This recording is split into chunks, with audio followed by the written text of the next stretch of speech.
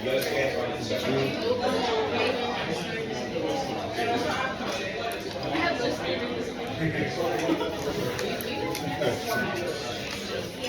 I don't know. It's insane how much when I kind of like not understanding.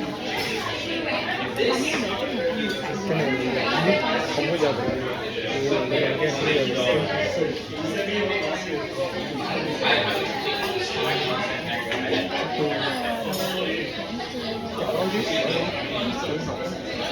mình có Mình phải xin cái chi.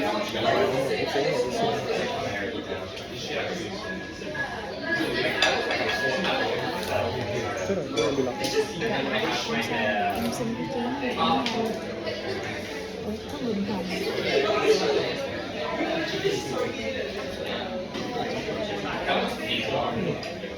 oh wait, I need to show you guys my Mario.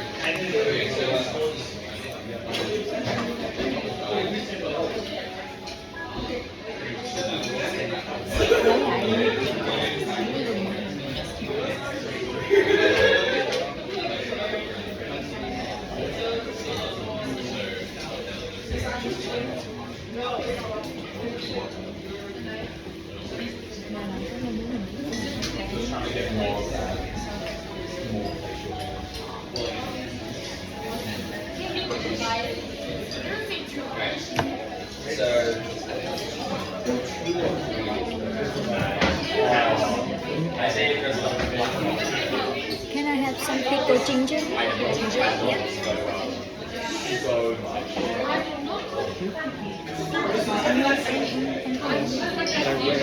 Anh của em. Không, anh ăn rồi.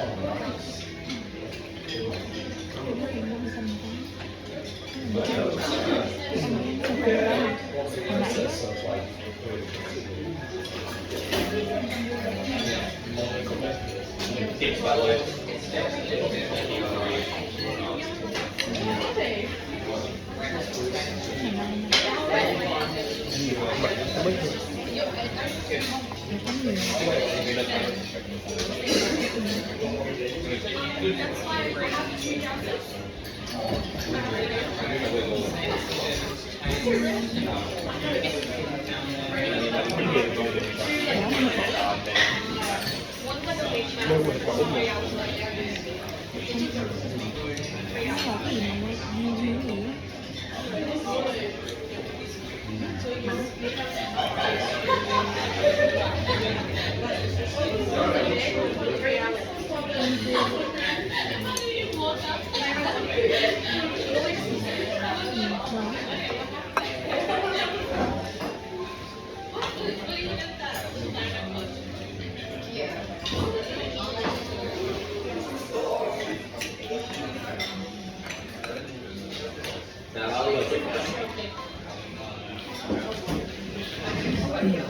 Chứ cho bỏ hết.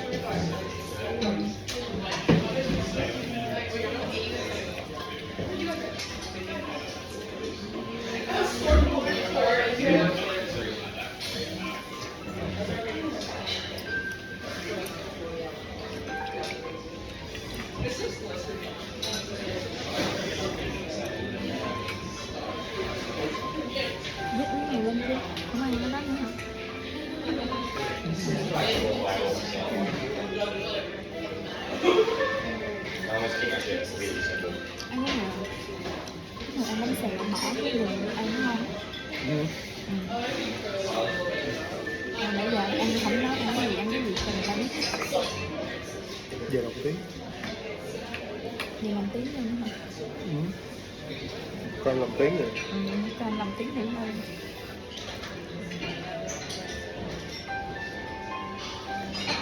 Cái này là sò điệp với sò xào biệt với gì sốt miso gì tương đây hỏi mình về nhà mình coi lại cái menu của nó, mình nói đúng cho nó đúng tên. xong mình bỏ cái xào biệt vô đó, mình chấm mình bỏ mình chấm rồi xong mình bỏ vô hộp mình.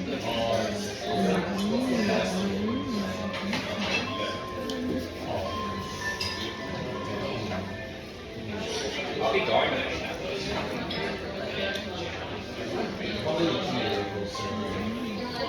Đây là cái cô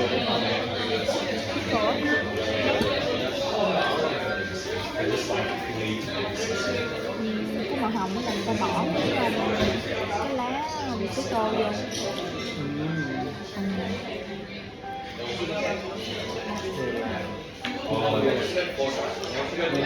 Sao bị cuốn với lại cái nồi.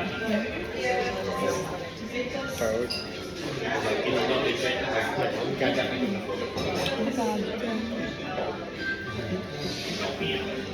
Này phải gọi sao bị vậy hay là cái gì á? Những bơ, bánh cay.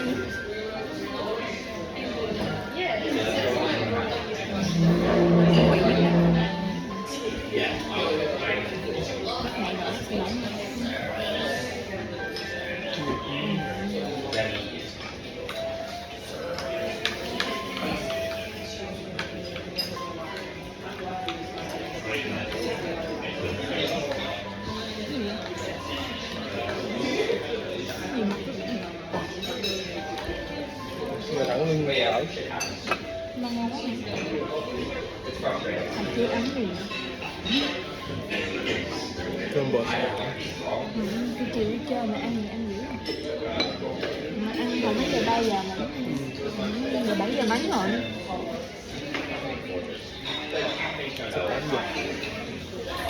Và mẹ trứng không ai ngon lắm.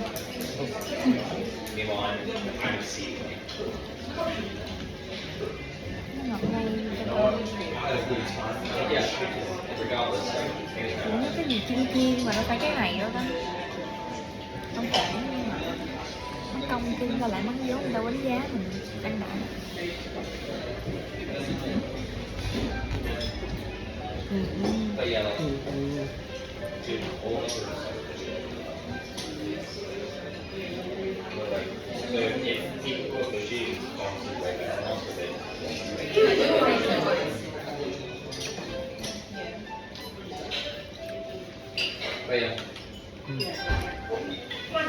Ngọt ngây.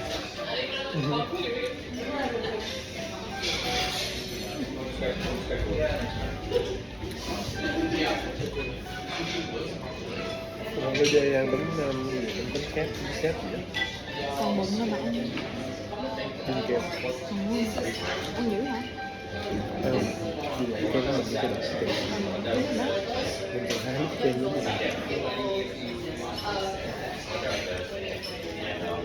rồi không cái lộn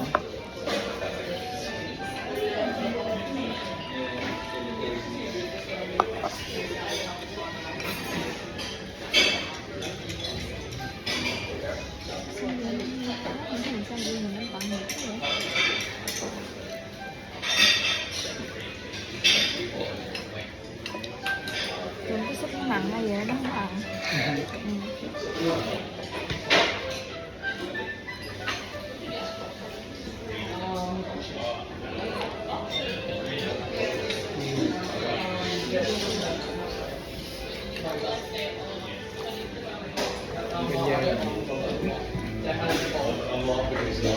bên nhà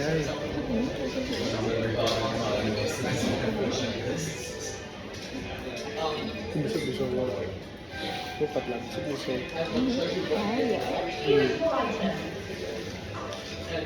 Miso là cái đậu tương, bỏ đậu tương vô nấu với rau muống với đậu hũ hết.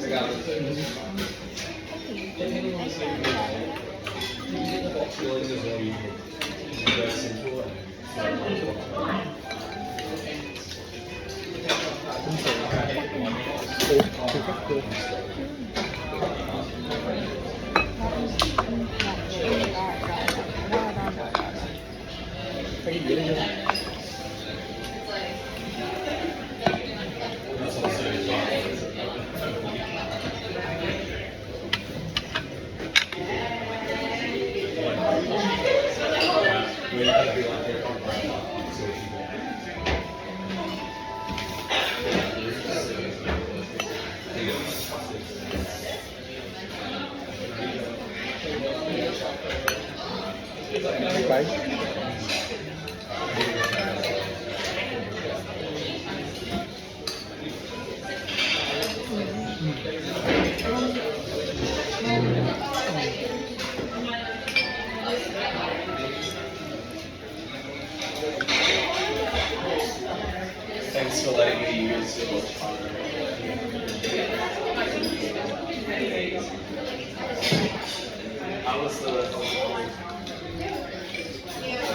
Listen, I think Aiden and I yeah, I think this is the one that is for Jesus Christ.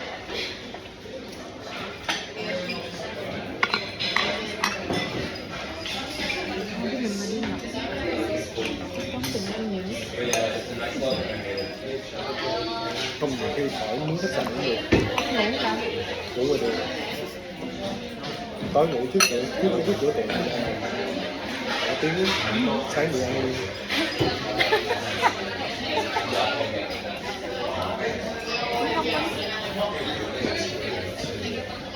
Còn chắc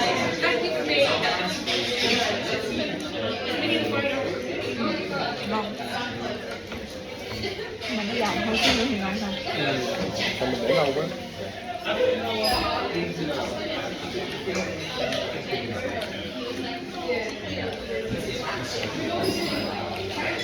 Cái gì á?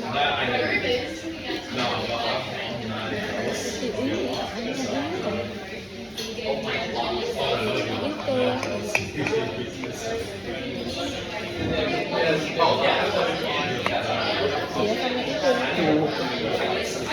Rất là nhiều.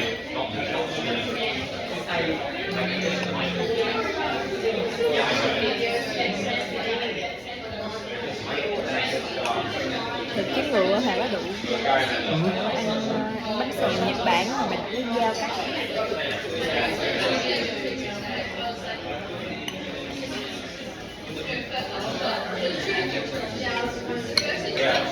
I love them. Dude, my Đó ăn nhẹ. I mean, like, I'm telling you guys. Only the second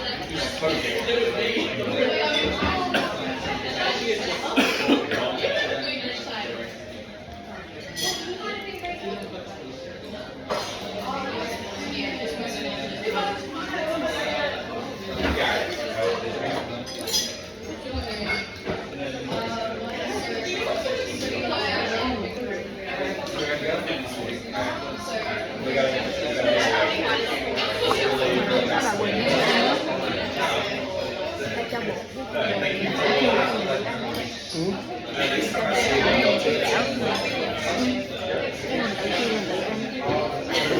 Đi ra chợ mình làm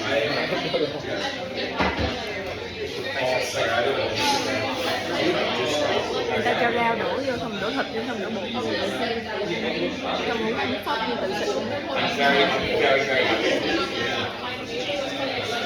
sốt nhiều quá. Nó ngán ha, nó mềm quá nên nó làm cho mình ăn nuôi hiên rồi dành ăn với ăn nó.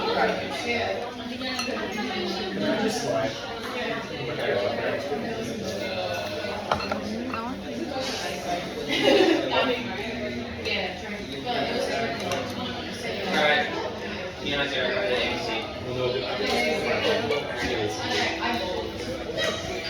I'm really happy I worked there.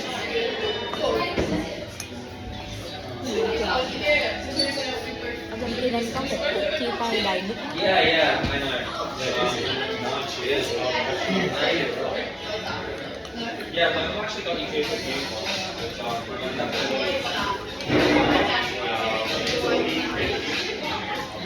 Yeah. Literally.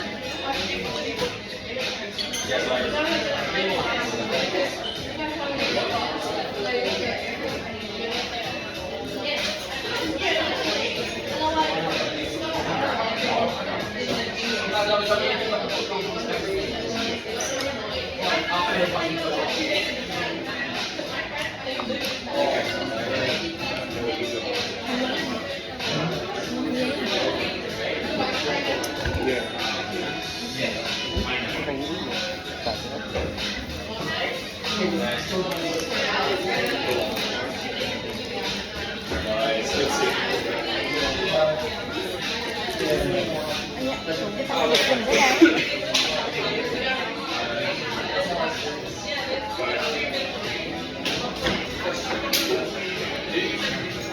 Yeah, that's literally the main reason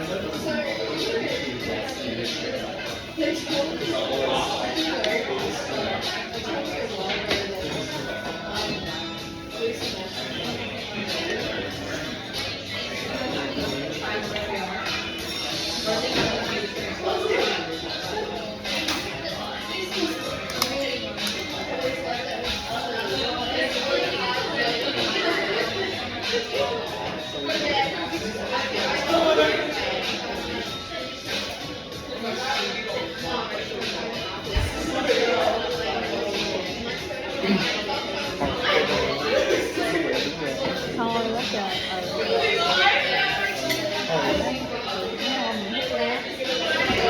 Nó nhìn em quá trời, xong tại nhìn nó. Em nhìn nó gì ạ? Ông biết là em nhìn lên, nó nhìn em, em nhìn nó.